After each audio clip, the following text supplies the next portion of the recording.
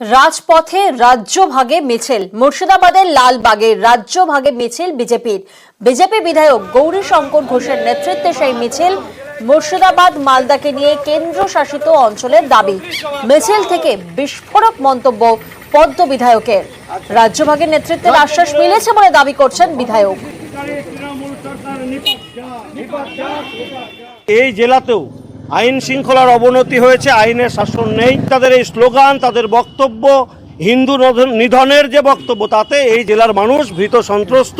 আমাদের কদিন আগে দেখেছেন আমাদের সাংসদ নিশিকান্ত দুবে ঠিক আমার বক্তব্যকেই 2 বছর পর সংসদে তুলেছেন এবং আমরা আশ্বাস পাচ্ছি যে এবার হয়তো কেন্দ্রীয় সরকার মুর্শিদাবাদ এবং মালদার কিছু অংশ যেখানে আজকে আইনের শাসন নেই সেই জায়গায় আইনের শাসন প্রতিষ্ঠা করতে কেন্দ্রশাসিত অঞ্চলের ঘোষণা করবেন। ওই দাবিতেই আমাদের মিছিল। যদিও সোমবারই শুভেন্দু অধিকারী রাজ্য ভাগের বিরুদ্ধে কথা বলেছিলেন, শোনাবো আপনাদের। ওটা আপনার ব্যক্তিগত মত। ভারতীয় জনতা পার্টি পরিষ্কার স্ট্যান্ড, আমরা বঙ্গভঙ্গ, বাংলা ভাগ, ইউটি, আলাদা রাজ্য এসব চাই না। দলগতভাবে আমি বলতে পারি হিন্দু পলায়ন রুখতে অবিলম্বে অনুপ্রবেশকারীদেরকে চিহ্নিত করতে হবে। উত্তরবঙ্গের বঞ্চনা নিরসনে অবিলম্বে পশ্চিমবঙ্গ সরকারকে কাজ করতে হবে। ভারতীয় জনতা পার্টি সরকার তৈরি করে বিএসএফ, এনআইএ এবং সবার সাহায্য নিয়ে কেন্দ্র রাজ্য যৌথভাবে হিন্দুদের হোমল্যান্ড এই পশ্চিমবঙ্গকে বাঁচানোর কাজ করবে। অনুপ্রবেশের যে অভিযোগ বিজেপি করছে তার পরিপ্রেক্ষিতে বিস্ফোরক মন্তব্য হুমায়ুন কবিরের।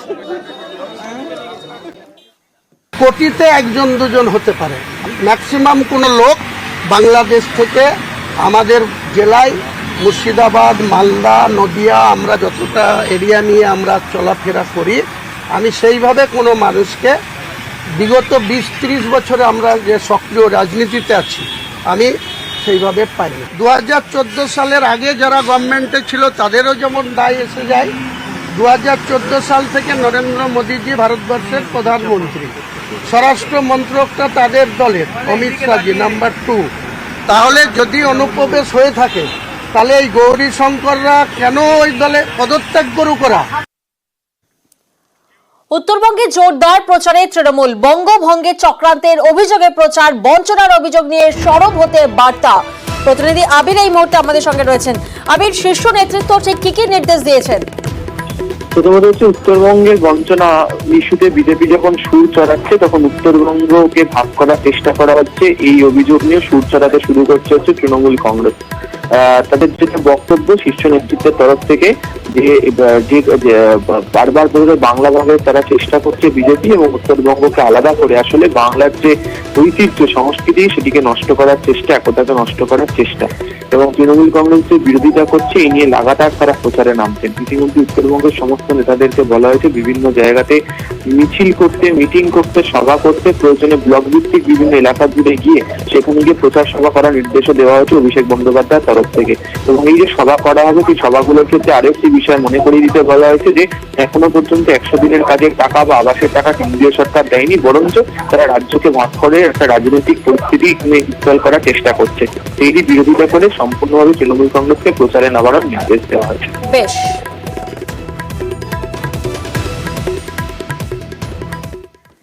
আর এবার আপনাদেরকে দেখাবো এক সরকারি আবাসন, তার কেমন বিপজ্জনক অবস্থা। চুচুড়ায় বিপজ্জনক সরকারি আবাসন। চুচুড়ায় আমরাতলায় বেহাল সেই সরকারি আবাসনের ছবিটা দেখুন। খসে পড়েছে চাঙড়, ছাদ থেকে চুইয়ে পড়ছে জল। এই আবাসন সরকারি আবাসন চুচুড়ার আমরাতলায়, বেহাল দশা। আবাসনের দেওয়ালে ফাটল, একাধিক পরিষেবা বেহাল। খসে পড়েছে চাঙড় এবং ছাদ থেকে চুইয়ে চুইয়ে জল পড়ছে। দেখুন, বালতি ঝুলিয়ে রাখতে হয়েছে এমন অবস্থা। সরকারি আবাসনের এহেন ছবি রীতিমতো প্রশ্নের মুখে দাঁড় করাচ্ছে যে প্রশাসনের নজরে কি এসেছে? চুচুড়ায় বিপজ্জনক সেই সরকারি আবাসন। আবাসনে যে আবাসিকরা রয়েছেন তাদের থেকে একবার শোনা যাক।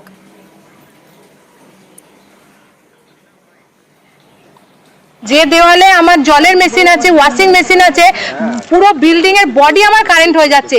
সে গাছ ওরা ওপর থেকে কেটে দিয়ে চলে যায়, ভেতর দিয়ে গাছ ভেতরে ঢুকে গেছে, ওরা কোনো রকম ব্যবস্থা নেয় না। আর জলের সমস্যা আমরা সারা দিন ভুগছি, সারা দিন। থাকার মতন পরিবেশ চাইছি, থাকার মতন ঘরগুলো ভেঙে পড়ছে। প্রায় 15 বছর ধরে এখানে কোনো রকম কোনো কাজ হয় না। জলের সমস্যা যেটা আজকে ভয়ঙ্কর আকার ধারণ করেছে, এই সমস্যাটা দীর্ঘ 1 বছর 1.5 বছর ধরে চলে আসছে।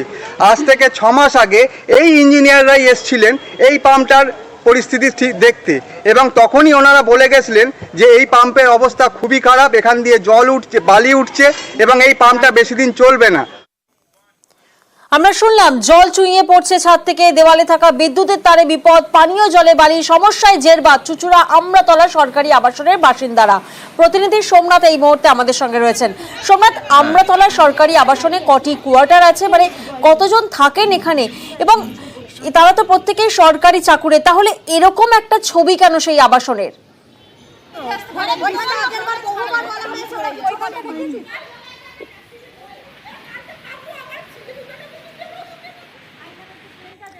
যে ছবি আপনাদেরকে দেখাচ্ছি সরকারি আবাসনের ছবি, আমরাতলা সরকারি আবাসনের ছবি, এবং জল চুইয়ে চুইয়ে পড়ছে ছাদ থেকে, বালতি ঝুলিয়ে রাখতে হয়েছে। ভাবুন একবার অবস্থা, বিপজ্জনক সরকারি আবাসন, বেহাল দশা, খসে পড়েছে চাঙড়, ছাদ থেকে চুইয়ে পড়ছে জল, আবাসনের দেওয়ালে ফাটল, একাধিক পরিষেবা বেহাল, নিরাপত্তা রক্ষীদের ঘিরে বিক্ষোভে আবাসিকরা ভুরি ভুরি অভিযোগ করছেন। আমরা শুনলাম যেখানে পানীয় জল সেটা নোংরা, বিদ্যুতের তারে বিপদ, এবং জল চুইয়ে পড়ছে ছাদ থেকে।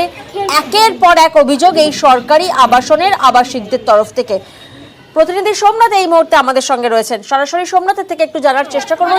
সোমনাথ, এই যে সরকারি আবাসন, সেখানে কটি কোয়ার্টার আছে, মূলত কতজন বাসিন্দা এখানে থাকেন, এবং প্রত্যেকেই তো সরকারি চাকুরে, সেক্ষেত্রে আবাসনের এরকম দশা কেন? কর্তৃপক্ষের নজরে কি এসেছে?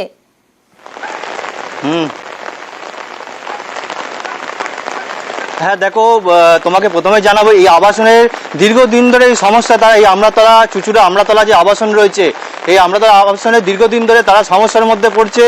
জলের সমস্যা, জল দীর্ঘদিন তাদের যে ব্লকগুলোকে তাদের জল আসছে, সেই জল আসছে, মাটি বালি জল উঠছে, তাদের যে ফিল্টার আছে ফিল্টার খারাপ হয়ে যাচ্ছে বা ডায়রিয়া হচ্ছে, এবং যে আবাসনের যে পাশাপাশি জঙ্গল রয়েছে ওখানে আবাসনে অনেকজনকার তাদের ডেঙ্গু হয়েছে, এরকমও তাদের সমস্যার মধ্যে পড়ছে। এবং এখন এই যে বৃষ্টির মৌসুম, যে বর্ষাকাল, তাদের ছাদ বেয়ে বেয়ে তাদের জল চুইয়ে চুইয়ে পড়ছে, তাদের বালতি লাগিয়ে রাখতে হচ্ছে যে যাতে তাদের বিছানার মধ্যে জল না পড়ে। মানে দীর্ঘদিন ধরে এরকম সমস্যার মধ্যে তারা বিভিন্ন সময় ডিএম অফিস এবং যেসব আবাসনে যারা দায়িত্বে রয়েছে, যারা কেয়ারটেকার রয়েছে, তাদেরকে দীর্ঘদিন ধরে সেই সমস্যা তারা জানানোর পরও কিন্তু এখনো তাদের শুরু হয়নি। তাদের সেই সমস্যা এখনো তাদের সমস্যাই রয়েছে। তাদের এই কোয়ার্টারে থাকতে নাভিশ্বাস উঠে যাচ্ছে, কেন এত সমস্যার মধ্যে তাদের থাকতে হচ্ছে, ডায়রিয়া হচ্ছে সমস্যা। তাদের পড়ুয়ারা যারা রয়েছে, পড়ুয়া তারা ওখানে পড়াশোনা করে, তাদেরও অবস্থা, কখন ঘরের চাই ভেঙে পড়ে যাবে তার দুশ্চিন্তার মধ্যে রয়েছে, যে ঘুমানো অবস্থা বা কোনো কাজ করছে তার এতে আবাসনে হঠাৎ করে তাদের মাথায় চাই না ভেঙে পড়ে। নাজেহাল অবস্থা আবাসিকদের। কারণ দেখুন, আমরা যে কিছু এস্টিমেট করে আমরা পাঠাই উপর লেভেলে, ওখান থেকে পাস হলে তখন আমরা কোনো কাজ করি, উপর থেকে পারমিশন না আসা পর্যন্ত আমরা কোনো কাজ করতে পারছি না। চেষ্টা আমি করে যাচ্ছি। সরকারি আবাসনের ছবিটা আপনাদের দেখালাম, আর এবার আপনাদের দেখাবো বাঁকুড়ার কতুলপুর। লাগাতার বৃষ্টিতে জলমগ্ন পরিস্থিতি, বৃষ্টিতে ভাসলো বিষ্ণুপুর আরামবাগ রাজ্য সড়কের দশা একবার দেখুন। শুধু এখানেই শেষ নয়, বাড়ির ভিতরে জল ঢুকে ভোগান্তিতে এলাকাবাসী। প্রতিনিধি দেবব্রত এই মুহূর্তে আমাদের সঙ্গে রয়েছেন। দেবব্রত, যে ছবি সামনে উঠে আসছে, সেক্ষেত্রে তো নিকাশি ব্যবস্থা নিয়ে প্রশ্ন উঠছে।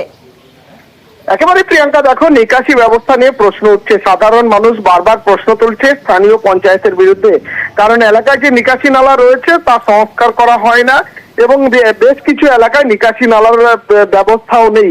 জানিয়ে কিন্তু এলাকার মানুষ বারংবার প্রশ্ন তুলছে কেন এই ব্যবস্থা করা হয়নি, যার জেরেই কিন্তু এই দুর্ভোগের মধ্যে পড়তে হচ্ছে এলাকার মানুষকে। তুমি জানো যে ঘূর্ণাবর্তের প্রভাবে গতকাল থেকেই হুগলি জেলা লাগোয়া বাঁকুড়া কোতুলপুর এলাকায় লাগাতার বৃষ্টি, কাল রাত থেকে বৃষ্টি হয়েছে, এখনো পর্যন্ত বৃষ্টি চলছে, জলমগ্ন হয়ে পড়েছে এলাকা। বাঁকুড়া আরামবাগ যে রাজ্য সড়ক, সেই রাজ্য সড়কের ওপর হাঁটু জল, জীবনের ঝুঁকি নিয়েই পারাপার করতে হচ্ছে সাধারণ মানুষকে। শুধুমাত্র রাজ্য সড়কের ওপরেই জল রয়েছে তাই নয়, এই জল ঢুকেছে স্থানীয় মানুষের জনের বাড়িতে। খাটের নিচেই কিন্তু জল, রাতে কিভাবে কাটাবে তা নিয়ে কিন্তু দুর্ভোগে রয়েছে এলাকার মানুষ। চরম দুর্ভোগে এলাকা মানুষরা। বিস্তীর্ণ এলাকা কিন্তু জলে প্লাবিত হয়ে গেছে। আমরা সাধারণ যারা দৈনিক যাতায়াত করি তাদের তো একটা বিরাট রকমের অসুবিধা হচ্ছে, প্লাস যে বাস বা লরি বা যে ট্রাক গুলো যাচ্ছে তারাও কিন্তু জীবনের ঝুঁকি নিয়ে কিন্তু প্রত্যেকেই পারাপার করছে, এবং অনেক মানুষ কিন্তু সতর্ক হয়ে গেছে, কেউ এদিকে আর পারাপার করছে না, বিহাল রাস্তা অবস্থা। যদি দ্রুত না নিকাশি করা যায় এই মুহূর্তে হয়তো বড়সড় কোনো বিপদ হয়তো ঘটতে পারে। ঘর ডুবে গেছে, জল নিকাশির ব্যবস্থা একদমই নাই বললেই চলে। আয়রের পাড়ে যে আমাদের মেন ক্যানেল আছে, সেই ক্যানেল তো পলিথিন বা নোংরা জাতীয় জিনিসের জন্য বুঝে গেছে, তার কচুরিপানা সংস্কার করার কোনো ভূক্ষেপ নেই কারোই, তার জন্য আজকে এই পরিস্থিতি। বাঁকুড়ার কোতুলপুরে সেখানে এক জল যন্ত্রণার ছবি আমরা দেখলাম, আর আরো একটি ছবি দেখাবো হাওড়ার বামনগাছিতে, সেখানেও জল যন্ত্রণা। দুদিনের বৃষ্টিতে রাস্তা পুকুর একাকার, জমা জলে যাতায়াতে একাধিক দুর্ঘটনার সম্ভাবনা থাকছে। যে ছবি আপনারা দেখছেন, দেখুন কিভাবে জল জমে গেছে, যার জেরে একেবারে কাঁধে করে নিয়ে পড়ুয়াদেরকে যেতে হচ্ছে। বামনগাছির এই ছবি, দুদিনের বৃষ্টি, আর দুদিনের বৃষ্টিতেই কিন্তু একেবারে রাস্তা পুকুর একাকার অবস্থা, কাঁধে নিয়ে পড়ুয়াদের স্কুলে যেতে হচ্ছে, জল জমে রয়েছে। ঠিক কি অভিযোগ শোনাবো আপনাদের। আজ 12 বছর হয়ে গেল এভাবেই, মানে বড় ছেলে ক্লাস 12 শেষ হতে এলো, সেম এই একই রকম রয়ে গেছে, কোনো পরিবর্তন নেই, কোনো উন্নতি নেই। 12 বছর অনেক আমরা চিঠি দিয়েছি, জানিয়েছি, অনেক কিছু স্কুলও করেছে, তো করেনি যে তা না, কিন্তু না কাজ হচ্ছে না কিছু।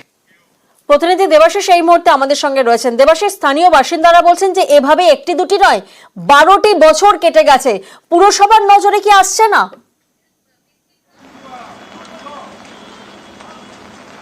দেখো, পুরসভা প্রত্যেকবারই এই ঘটনা ঘটে এবং প্রত্যেকবারই তারা অভিযোগ দায়ের করে বা তারা কাঠগড়ায় দাঁড় করায় রেলের ভূমিকা নিয়ে। তবে এর আগেও আমরা দেখেছি এই বামনগাছি এই এলাকায় যখন জল যন্ত্রণা হয়, সেখানে আমরা যে খবর সম্প্রচারের পরেই নড়ে চড়ে বসে পুরসভা। কিন্তু আজকে যে পরিস্থিতি হলো, গতকাল থেকে বৃষ্টি, লাগাতার বৃষ্টি, এবং এই পরিস্থিতিতে তুমি বলছিলে দুর্ঘটনার সম্ভাবনা না, একেবারেই সম্ভাবনা নয়। সকাল থেকে 3 থেকে 4টি দুর্ঘটনা ইতিমধ্যেই ঘটেছে। 3 থেকে 4 জন গার্জিয়ান যারা রাস্তার পাশে হাই ড্রেন, সেখানে রাস্তা ভেবে সেই নর্দমায় হাই ড্রেনে পর্যন্ত পড়ে গেছে, তাদেরকে উদ্ধার করা হয়েছে। কিন্তু পুরসভার তরফ থেকে করব, হবে, এই কবে হবে সেই জায়গায় একই রকম ভাবে চলে যাচ্ছে এবং অভিযোগ প্রশাসন এতটা উদাসীন কেন দেবাশিস? দেয় না, এবং এখানে রেল, দেখো উদাসীন কেন, সেই প্রশ্নের উত্তর একমাত্র পুরসভাই দিতে পারবে। এটা 1 দিন 8 দিনের কথা নয়। একজন গার্জিয়ান বলছে ছেলেকে 1-এ ভর্তি করেছিলাম, এখন ক্লাস 12, অর্থাৎ 12 বছর একই যন্ত্রণা। পুরো প্রশাসক কি বলছেন শোনাবো একবার। কেএমসির সঙ্গে কথা বলে আমরা বড় ব্লোভ্যাক মেশিন আনানো হয়েছে, যে মেশিন দিয়ে বেসিক্যালি আমরা ওখানে ওই যে সুয়ার লাইন আছে, যে ওখানে কোনো ব্লক আছে কিনা সেগুলো ক্লিন করার জন্য ওরা মেশিন দিয়েছে। কাল সন্ধ্যা থেকে মেশিন কাজ করছে, আজকে সকালেও কাজ করছে এবং দরকার হলে আজকে রাত্রেও কাজ করবে। আমার ধারণা যে ওখানে ওই মেশিন দিয়ে আমরা যদি সুয়ার লাইন পুরো ক্লিয়ার হয়ে যায়, এবং একই সাথে আমাদের নিজস্ব যে পাম্প আছে সেগুলোও চালানো হচ্ছে, তো তাহলে আশা করি এই জল অনেক দ্রুত নেমে যাবে।